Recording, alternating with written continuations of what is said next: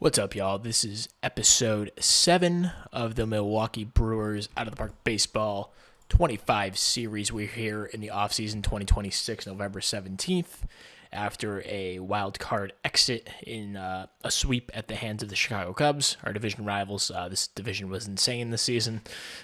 Just didn't really work out for us this year. So we come into the offseason with a lot of decisions to make. Obviously the roster talent is pretty good, but we are losing a couple of key pieces, Freddie Peralta being one of them, and probably the biggest piece. But also Tanner Scott will be a free agent. Carlos Estevez will also be a free agent. I don't think any of those guys will be back. Yeah, Tanner Scott wants some big money.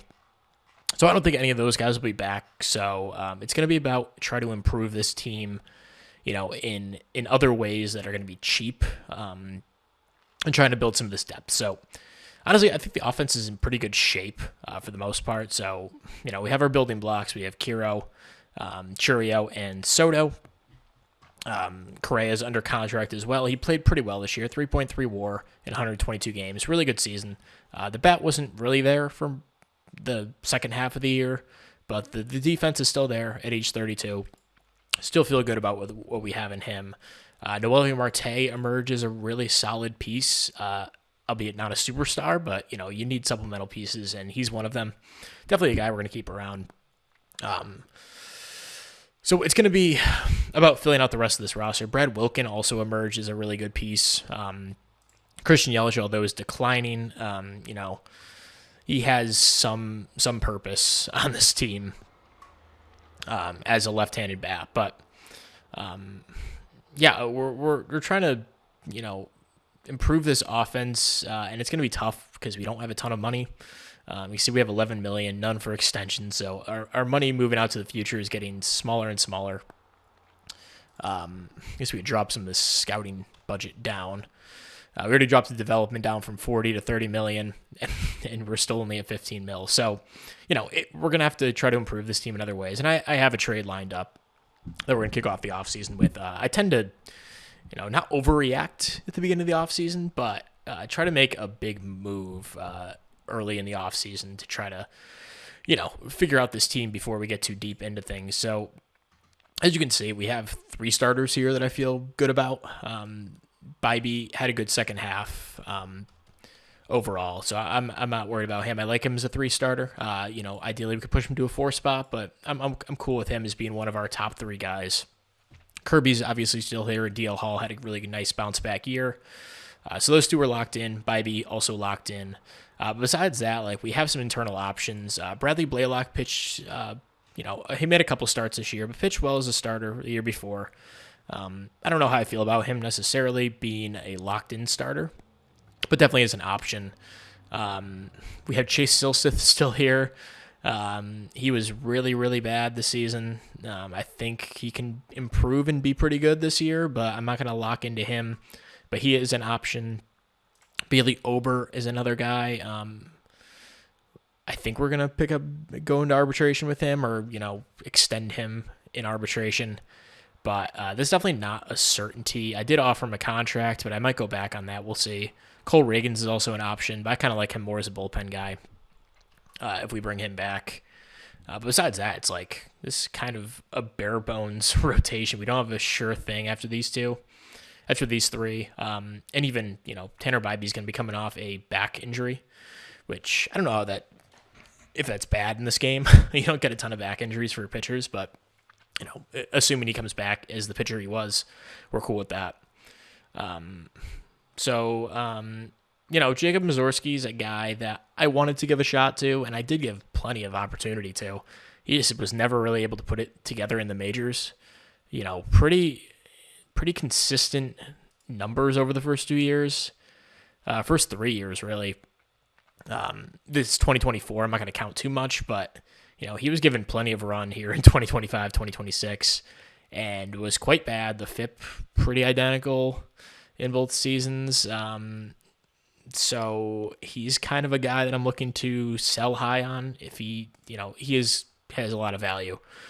And one of the teams out there is Los Angeles Dodgers, always looking to, buy, of course. And they have some pieces that are kind of leftover scraps that I really like.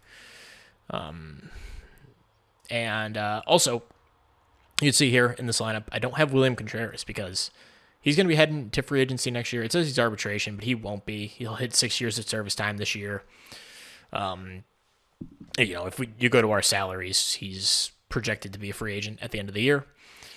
Well, I guess that's next season. So yeah, he's gonna be making $14 million, and he's gonna be a free agent after the season. And we have Kiro here. He's played mostly first base. He's played a bit of catcher.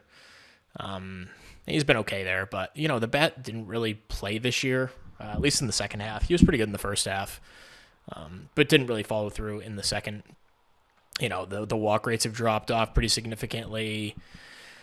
And, he's kind of just a guy here with Kiro as our starting catcher. So I'm looking to capitalize on those two pieces and turn it into a decent little haul here. So this is the trade. It's Mussorgsky, Contreras as the headliners. Coleman Crow, we're going to throw him in as well.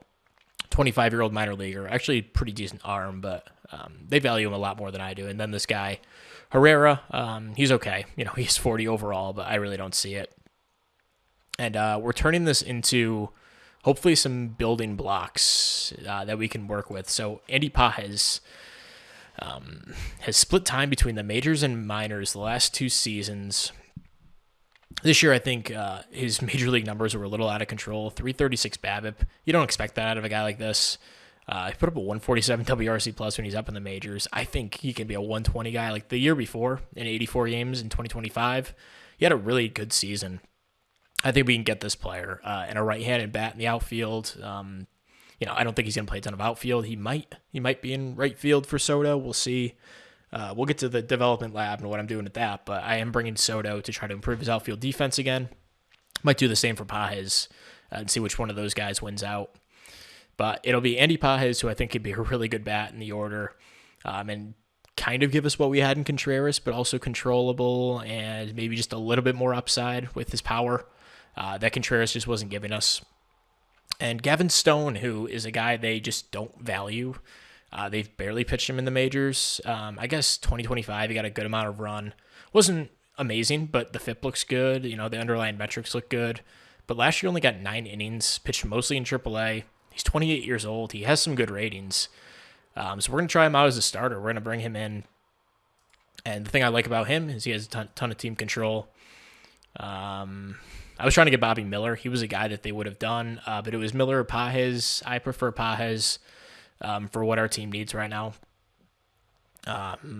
We are looking for...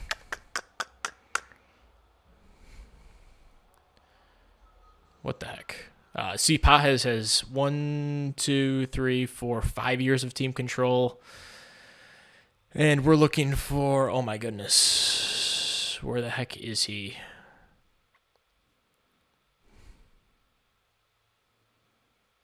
Okay, I'm completely lost. Who are we even looking for again? Gavin Stone. Okay, so he's down here. So he has 1, 2, 3, 4, 5 years of team control. If he can be a good starter or a solid controllable starter, that'd be amazing. So he's a guy I like. Definitely a target of mine in the past few years. Finally going to pull the trigger on this. And then, those are the 2 headliners, but we got them to throw in Alex Vesia, who is an excellent reliever, coming off a really bad season, but I think there's better days ahead for him. He only has 1 year of control, so he'll be a free agent after next year. So we'll pick up him in this deal, and Brian Wu, who has a couple of years of control left. They picked him up from Seattle before the 2025 season, and pitched exclusively in AAA last year for them, which is just crazy. I think he's a really good arm. I think he could even start. I'm not going to use him as a starter, but I think he could be a really nice piece in this bullpen. And they're also going to throw in Aroldis Vera, who's a guy with high work ethic, high intelligence, 24 years old. Decent enough bat where I think that definitely plays, and good defense. So even if he's a, up and down for 2 seasons, playing a backup infield role, that's valuable for us. So, it sucks to give up Mussorgsky. It really does. I know his name's not Mazorsky, but I'm just going to call him that. But I don't think the control's ever going to get there at this point. I did plan on sending him to the lab, but, even if he takes up to a 45, is that really going to do anything for him? I don't know. He's going to walk 5.5 guys per 9. That's not playable. Even if he was at 4.5, it's not really playable with the home run rates that he's had up in the majors. I think those will come down, and I think the Dodgers might get a really good player in this deal in him. But, I think it's just time to kind of admit defeat and that it didn't work out. And, he might work out, but, we're kind of ready to move on. And then William Contreras has been our longtime catcher. He had 3 really decent seasons for us, but, it's also time to move on from him. And we're going to get Pages, Stone, and Brian Wu and Vesia, who I think are all going to play huge roles in this team next year. So we're going to do that trade. I'm sure, our fans don't love it, of course, but they like that enough that we got Pages. That's the first trade of the offseason. I'm sure a lot of you guys won't love it, but I think it's a trade that we need to make at this point. So where does that leave us? I think Gavin Stone slots into one of these starter roles. I think he looks pretty decent. He looks very much like Tanner Bybee in a way, maybe a little less control. And then that fifth starter spot will be a battle between, Bradley Blaylock, Chase Silseth, maybe Cole Reagans, if he's able to turn things around as a starter. But we also get Brian Wu in the bullpen, and Alex Vesia, who will help take the place of Tanner Scott and Carlos Estevez, who will lose this offseason. So, a tough trade, but I think having Pages in there instead of Contreras, again, gives us a lot more upside. He can actually play some outfield if we decide to move Soto to DH or move Soto to first base and move Wilkin to DH. We have a little bit more defensive flexibility is what I'm saying. And Yelich is still going to mix in a little bit, but not nearly as much as he has. But he'll be in a little bit of first base DH, maybe some corner outfield. That's the first trade of the offseason. I almost threw Ryan McMahon in that trade, but I'm going to give him another shot. I think he could still be a decent player. Is theoretically a good defender, but doesn't really show that. So we're going to keep moving forward this offseason, and we'll come back with the next move, or actually, you know what? Let's go to the development lab. We do have an open spot now. We take Mazorsky out, and we'll throw in maybe Pages to try to improve his avoid Ks. I mean, that'd be cool if he could pull that off, but I also want to send him to defense. Let's throw Gavin Stone out there, actually. I mean, he's 28, but I think still has some room to grow. We're going to try to improve his control, I think. What does our scout think? He thinks he could be a back of the rotation guy. His easiest thing to improve is going to be his control or movement. He's an extreme ground baller, so let's go with the movement. Let's see if he can improve that. So the rest of the guys, we're going to send 2 guys to defense. It seemed to work out well last year, even though the results weren't great, but I liked having 2 guys. We wound up doing 4 rounds of this and trying to improve a bunch of our guys' defense. So Churiel will try to improve his defense in center field. Soto, his defense in right field. I just really hope Churiel can be a good defensive center fielder. If not, we're going to wind up sending Garrett Mitchell, and maybe he'll be our center fielder. We tried the same thing last year, but we would love to have Soto tick up to a 50 range. That'd be sweet.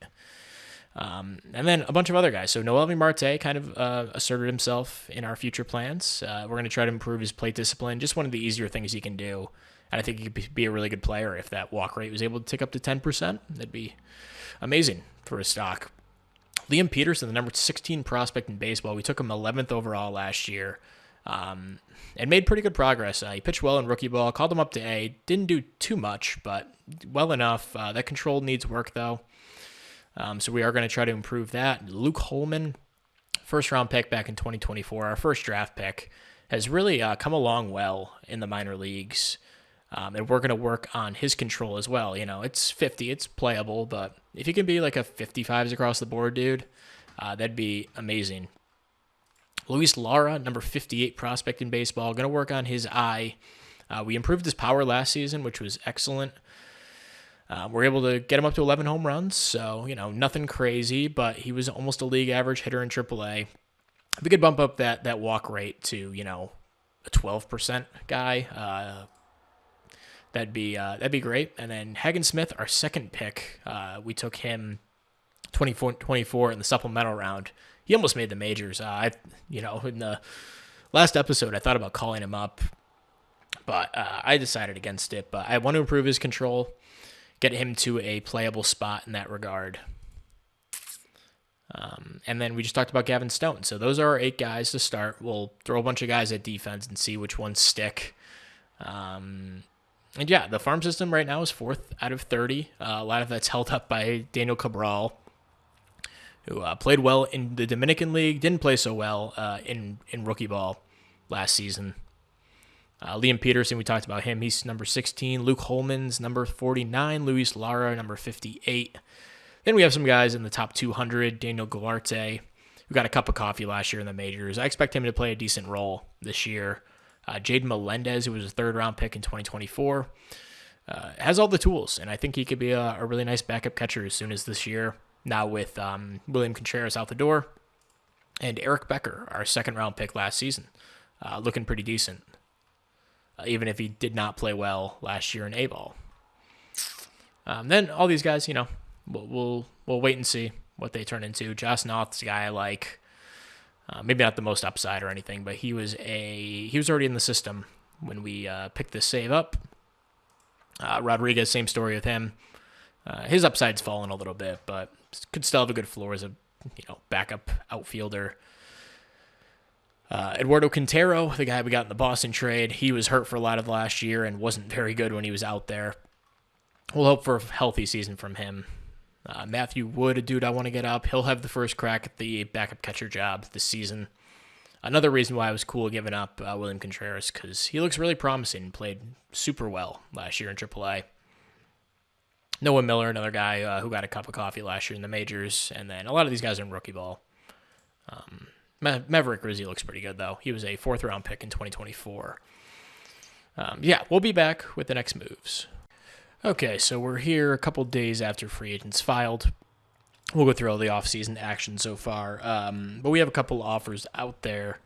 None really anything significant. We do have a lot of money to work with now, but I want to keep this long-term flexibility open. So we have an offer for Josiah Gray, who had a nice season last year for Washington, but definitely not in high demand. We're offering him 1 year, $1.2 million major league deal. Definitely like that if he was to sign that. And we're offering a couple of backup catchers potentially. Joey Bart, captain with really good, intangibles with his personality. Worst case, he'll just play in AAA and be a good captain down there. And Will Banfield, definitely a guy I'm more interested in.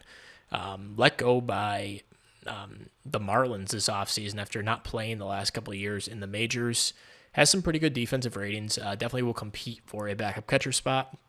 And then Eli Morgan, a guy I really like, is maybe a long reliever, like stud. Didn't pitch too well last year for the Mets. Has an okay track record in the majors, so a dart to throw with a minor league deal. As for other free agents, like I've looked at, a stud reliever like Devin Williams. He wants a multi-year deal. We'll see if he falls through the cracks. Evan Phillips is another guy I looked at. Couldn't quite get him down to a 1-year deal. I wouldn't mind doing 2 with a team option. We'll give him a $2 million buyout. Yeah, he wants a 3-year deal. That's a bit rich for a reliever in my spot. We'll most likely go bargain bin hunting, which we've done in past years, but you could always pick up guys at the deadline. Jojo Romero would be a guy I like, but he wants a big contract for not really doing much. Brian Abreu is a guy I like. This is much more doable, actually. 1 year, maybe $8 million deal. He wants 2. What do you go? 1 for 8.5? How about 1 for 9?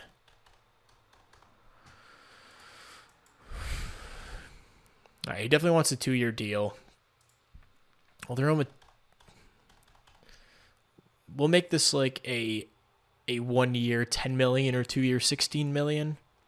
I like that.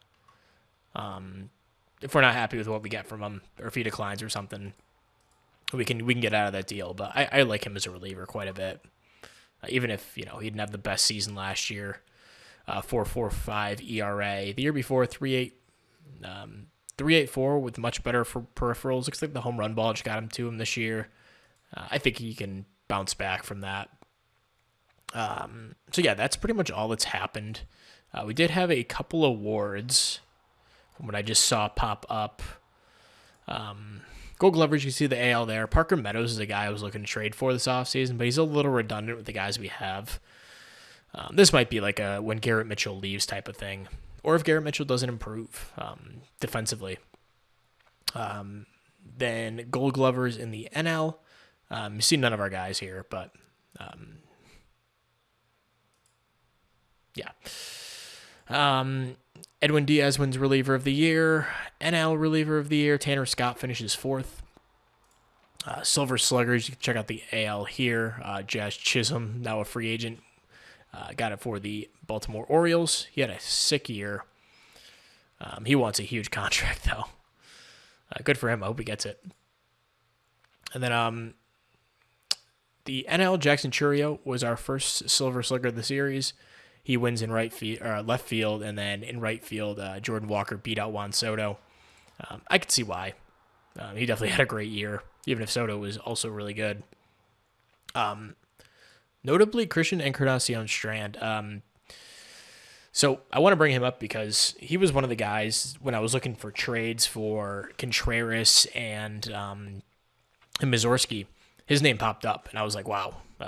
He put up 50 home runs last season, 59 this year. And, that's obviously a slam dunk if we were to pick him up, but also it's an in-division rival. You're giving up your best player. Like, it didn't seem very realistic to me. So I kind of didn't do that trade because of that. I went with the Dodgers trade instead, out of division. You're not giving up your best player. So, yeah, that's the story on that. AL Rookie of the Year, Braden Montgomery, looking like a stud for the Angels. And NL Rookie of the Year, Travis Bazzana. We saw him briefly, I think. Maybe it was like a series where Simmons threw. He played really well in that series. He had like a 3 home run game or something ridiculous, or like 10 RBIs. And then top skipper, St. Louis, Ollie Marmol in the NL. AL Cy Young, Corbin Burns, who stuck with Baltimore. And then Kodai Senga wins in the NL. A dude I wish we traded for, but George Kirby finishes 2nd. 11 first place votes, pretty close behind Senga. And then Freddie Peralta finishes 4th. And really good season from those two. Peralta's still a free agent. You can check out his contract demands. Nothing too crazy, but a big enough deal where I'm out on that. And that's pretty much it. Yeah. We're going to keep moving forward this offseason, see if there's any other moves to make. We're always going to be checking out trades and stuff, but I don't think there's going to be any huge moves to be made, but we'll see. We'll be back. All right, so this seemed like a good time to pop in. We're heading toward the end of the offseason here. It's January 30th, 2027. We'll go through international free agents here. So we signed a few guys to smaller deals, but we did have one big fish that I liked. So these were some smaller ones that just signed. Daniel Romo, I got him for $400,000. Pretty decent player, first base only type, but he could be okay. Jorge Flores, we signed him. I like him quite a bit. $530,000. So we signed those two to kind of take up the rest of our budget. Signed a bunch of minor league guys here. And then we made a major league free agent signing, Josiah Gray. A really nice player, going to compete for a rotation spot. If not, he'll probably go to the bullpen. Really like him. Our owner, I don't know if that budget went up or down. $250 million, I guess, to spend. And then what else do we have? We got outbid for this guy, David Zavala. I liked him, but not enough to push more than we were willing to offer. We signed this guy, Alexis Castillo. Like his upside as a third baseman type. He was for $200,000, so a really good deal there, I think. We had Garrett Mitchell improve his defense. Finally, we have a center fielder, 70 range. He's looking pretty good. Jefferson Kiro did not improve his catcher defense again. What else do we have here? We have Juan Gallardo. He was our big fish. We signed him for $3.23 million. A guy with work ethic, intelligence, all the stuff that I like, and a pretty good bat upside. So maybe he plays a factor in our future teams, but he's still a long way away, obviously. We got outbid for this guy. I liked him, but he got pushed up to $2.1 million. Wasn't really willing to go there with him, but I definitely liked him. But I preferred Gallardo there. So those were our guys that we wound up signing. I don't know. Oh, I got this guy, Alfredo Morales, a reliever, a really good one at that. Good work ethic, curveball cutter guy. Like that pitch mix. He's pretty well along for a 17-year-old. He'll probably go right to the Dominican League to start. And I'll go through the rest of the guys and put them.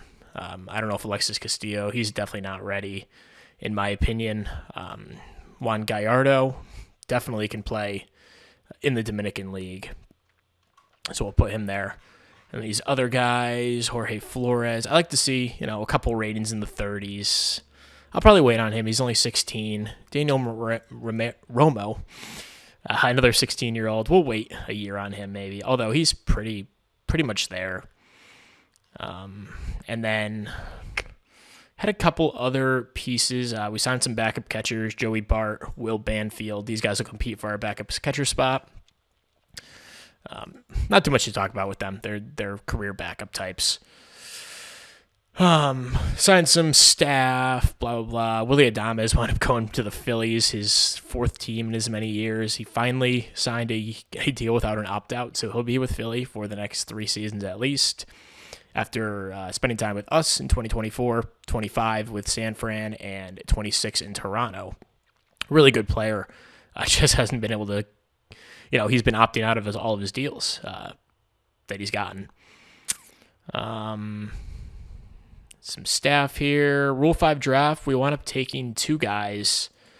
We lost Pedro Avila and Domingo Herman. Not too surprising these guys got taken. They're good arms, but not guys that I was willing to put on the 40.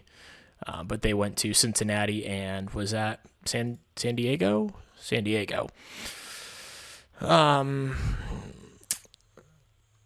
Clay Holmes to a minor league deal. He's semi-washed, but still has some good ratings. Doesn't throw hard anymore, but could be a good ground baller if we need him. Jazz Chisholm also went to the Phillies, so the Phillies made a ton of moves this offseason, getting him and Willie Adames. What else do we have here? There's a big one that I want to get to. So Juan Soto improved his defense. His range is still at a 45, though. Hopefully it's just like behind-the-scenes stuff that'll improve him just, marginally. Jackson Churro didn't improve his defense, so he'll be in left field to start the year. This guy was really, really nice player. Rodolfo Sotelo. Bad work ethic, bad intelligence. Didn't love that, but I think he's going to be a total stud. The Mets opened the piggy banks to get him on a pretty affordable deal, all things considered, for a player of his caliber. Okay, well, I must have missed it. It's somewhere up here. But Freddie Peralta wound up signing elsewhere. I forgot with what team. Okay, it's right here. So he went to the Nationals. The Nationals shook things up this offseason, so they traded Mackenzie Gore, who was their number 1. He was in his last year of his deal. They traded him to Detroit in a 1-for-1 for Jace Young. which is an interesting trade. I was looking at for trading for him because I really like Mackenzie Gore, but yeah, his price was way too high. They wound up flipping him for Chase Young, but they went and signed Freddie Peralta to replace Mackenzie Gore right after that trade. So he winds up getting a pretty hefty deal, 6 years, about $30 million a year, a huge contract for Freddie. He gets to the bank after a couple of really nice years for us in the save. And we get a first-round comp pick for him. So that was kind of my plan. Like, I could flip him for some stuff, or we can try to compete and get a first-round supplemental pick, which pretty much worked out perfectly besides the competing in the playoffs thing. But that was the plan all along. So yeah, we have a ton of arms down here. Also, there was some funny business with Brian Wu. He was arbitration eligible. I didn't even look to see if they offered him arbitration, but they didn't. And he became a free agent. He got picked in the Rule 5 draft. I wanted to put him back on my team because I wouldn't have let him go if I knew that was going on. Whatever. This is my save. I can do what I want. But yeah, Brian Wu is back with the team. He'll be on the Major League roster. But he was picked in the Rule 5 draft, which I didn't even realize he was gone until I looked at the Rule 5 kind of results and I saw him gone. I was like, oh, he wasn't on my team. So we did take a couple guys in the Rule 5 draft. Maddox Bruns, hasn't pitched above high A. He's not 25, which is usually my cutoff, but I made an exception for him because he's just been rotting in the low minors, which is kind of crap to me. So he's going to compete for a bullpen spot in spring training. Also picked up one of my favorite guys in OOTP, Mason Auer. Has some great speed, decent enough bat, and he's marginally better against lefties. So he'll compete for a platoon spot with guys like Blake Perkins and Johan Rojas, but has good defense. Might look to improve that in the next lab session, but we've already sent a bunch of guys. We have a few guys there, but has great speed as well, which one of our goals was to improve stolen bases. So hopefully he'll play a factor in that. I also, to get that, Gabe Kapler just doesn't like stealing, so I went and overrode his strategies and moved us up to more frequently. I'll keep the rest of his stuff. He has been a good manager for us for the last year or so. And then in the lab, updates with about a month to go. So Noel Marte frustrated with the players' discipline. This is a concerning one. Liam Peterson with the control, he's struggling, which means he might actually lose some ratings, which I'm a little nervous about, and is always a risk, but hopefully he can get it to at least frustrated and not lose anything big. Luke Holman, frustrated with control, but Luis Lara on track to improve his plate discipline. Still some time left for that to change, but so far so good. He's been there for most of the offseason at that on track. And then Hagen Smith, same story with him. He's looking to improve his control. Would be sweet if he could. And then Gavin Stone in his pitch movement. He is excelling, so that's excellent news. We sent a couple more guys for defense. Daniel Guarte at shortstop / infield in general. Would love to have him be like a really elite third baseman or maybe a shortstop, second baseman type. And then Jaden Melendez, who has some decent enough offensive rating. He's crushed the minor leagues hitting-wise the past few seasons, and his defense is solid enough, but would like that to tick up just a bit to be a really, really good backup catcher. He's on track. Guarte is frustrated. So that's the update here as we approach February. I don't think there's anything else really to update on, so we'll keep moving forward and come back maybe around opening day. We'll see. Okay, so we're pretty much ready for opening day here, but we have one trade to announce. Blake Perkins, who's been a nice player for us, mostly last year. The years before, he didn't do much. And I think his BABIP was a little inflated last year, 333. Led to a league average season with the bat. He has a lot of value looking around for trades. Also going to throw in Jose Barreo, who I like. But, he's a 28-year-old, probably minor leaguer guy. We have a ton of those infielder types. And then Maddox Bruns, who we took in the 5th round, or Rule 5 draft, had a pretty nice spring, but going through the roster, making cuts, he just doesn't have a spot. And it would have been tough to keep him all year anyway. So you see there's a bunch of bodies here. The Braves are the ones interested in Blake Perkins, so we're able to get quite a bit out of this deal. Bryce Arnold, a pretty nice second baseman prospect, 25 years old. Yasel Antuna, who I always like, third baseman, 27 years old. He's probably a minor leaguer, but maybe could make the major league team. Jesse Franklin, a 28-year-old, with some tools, with some pop. Jace Grady, another minor leaguer, 25 years old. Not the best prospect in the world, but he's okay. Geraldo Quintero, a first baseman with some speed, good eye, not much power though. Luis Contreras, who can be a nice bullpen piece for us. He was sitting in the minor leagues for them. And Josh Steffen, who's a 25-year-old starter. Not a ton of upside, but can, eat innings for us in the minors. So, and then we're also picking up $7.5 million cash, which is pretty cool. We improved by $9 million in this trade up to 24. Gives us some flexibility at the deadline. And, we're kind of down to, well, now we have the roster set. Mason Hour is going to make the team out of spring. He had a really nice 50 at-bats, 116 WRC+. plus. Leg his upside a little bit more. And if he sucks, we can just release him. We have some guys in the minors. So this will be the opening day roster. Matthew Wood makes it despite a really, really rough spring. Just want to give him a shot, see how he does. The rest of the guys are pretty much to be expected. CJ Abrams makes us our backup infielder. In the outfield, we have Churio, Yelich, Mitchell, Auer, Pages, and Soto in some combination.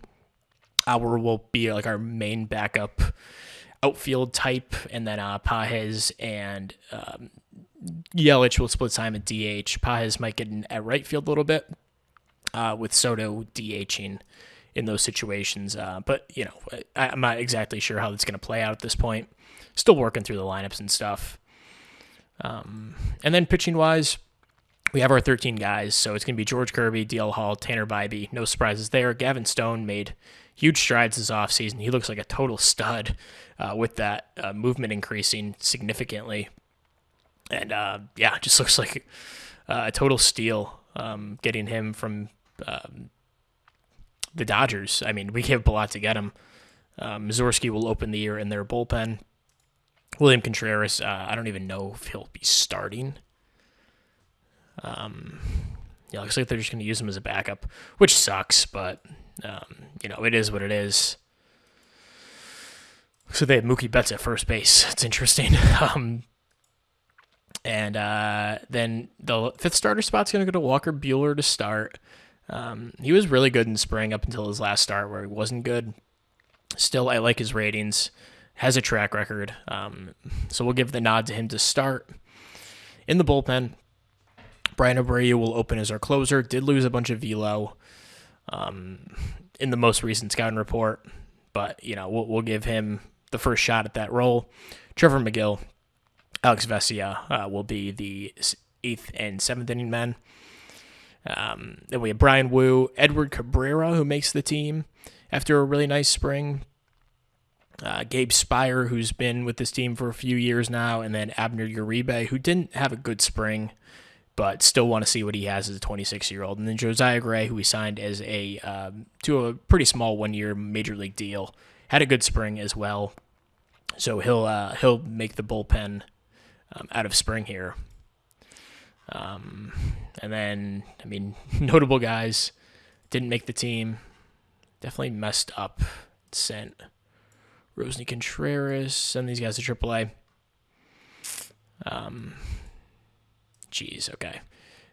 I have to mess with this a little bit with those guys who just traded for. I'll do that after, but other guys who didn't make the team, we have Luke Holman, who had a really nice spring. Just want to give him a little bit more time in AAA. Only made 4 starts there this season. Hagen Smith, where the heck is he? He improved his control, and he looks like a legit guy now. Had a really good spring, but we're going to start him in AAA. Chase Silseth didn't make the team. He was horrible in spring. Bradley Blaylock, another guy who can mix in this year, but just didn't have a spot for him. Shane Baz, we signed him to a minor league deal, could play a factor in our bullpen. Carlos Rodriguez, same story with him. Still looking to get him more looks, but just hasn't really happened for him. Quite frankly, it hasn't been great when he's been up in the majors at all. Maybe some other depth, like Nick Martinez is a nice pitcher. Blake Holum is a guy who's been between AAA and AA the last few years. He's a nice pitcher. Clay Holmes had a good spring, but just didn't have a spot for him. And Luis Contreras, who just picked up. So I really love our pitching depth this year. At least like the next guys up should be pretty good if any of these guys struggle. And then, our fifth starter spot, Walker Buehler, get the first crack. We'll give him some time and see how he does. But, I'm going to set these lineups and everything and minor league systems and such and get ready for opening day. We'll be right back for that. All right, so we're back opening day. And I should talk about some of the injuries. Cole Reagans went down for 3 months with an arthritic elbow. He's had some injury problems throughout his career, so not a good sign for him. Eli Morgan, who we signed as a minor league free agent, he went down with a ruptured triceps tendon. Could be back at some point this year, but we'll see about that. And then Mason Flaherty still out for most of the year. Could be back, around August, September-ish. Probably more likely September, but we'll see about those guys. But anyway, we have opening day here against the Marlins.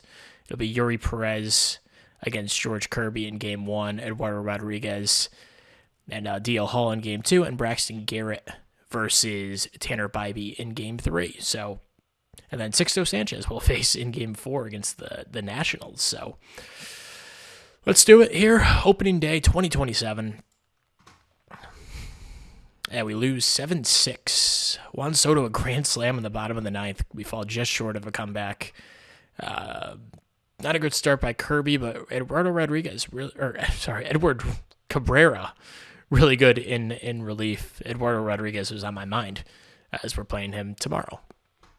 So we lose Game 1 of the season. Game 2, we'll have DL Hall, Eduardo Rodriguez, a couple lefties. And we win 5-2 in this one. Nice day by Soto. He continues to stay hot to start the year. Pages gets his first at-bats of the year and drives in 2 runs. And Hall was pretty good. Uribe and Abreu really good out of the pen as well. So looking to pick up the series win. Tanner Bybee, Braxton Garrett. And we lose 5-4, drop the opening set against the Marlins. Pages has 3 hits in this one, but, Churio a couple hits as well. Multi-hits games from Marte, Mitchell. Kiro drove in a run as well. Bybee was not great in this one. Vesia and McGill look good, though. So the bullpen showing up. They didn't allow a run that whole series. The starters were okay. Not really. But the offense, didn't put up too many runs that set. Average 5 runs, so I guess that's pretty good. But really quick, let's check in with the top prospects on our team. We are up to first in minor league system rankings. Cabral will be down in the Arizona Complex League to start. Liam Peterson lost some of that control, lost some of the potential rating too, so I kind of screwed that up. Went down from a 50 to a 45 potential control. Still looks like a good pitcher. But, we have to get to work in the lab to try to get him back to where he was. Juan Gallardo, our big fish in international free agency, he slots in at number 42. Luis Lara, number 66, a guy who can play a factor on this team at some point this year. Garte, 154. Josh Noth is number 176. And Eric Becker cracks the top 200 at number 185. Juan Baez, Jaden Melendez. Jaden Melendez was a top 200 guy last year, I think. Just kidding, he wasn't. Or maybe he was. I don't know if they announced that on the history, but he falls a couple spots. And then Juan Baez, definitely coming along well. He's up in high A. Could be in double A pretty quickly. Eduardo Quintero's looking pretty good as well. The guy we got way back when in that trade trade with Boston. That was for Bryce Terang. It looks like he's starting the year in AAA for them. After a rough year. Who else did we give up in that trade? Reed Garrett, who's now with Pittsburgh, after a really good year in Boston last year. I always said that was definitely in the realm of possibility. It looks like he's cranked up his ratings just a bit. And then this guy is actually in AA. Looks like a pretty good player.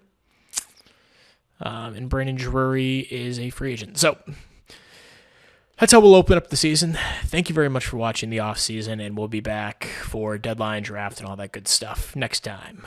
Until then, we'll see you then. Bye.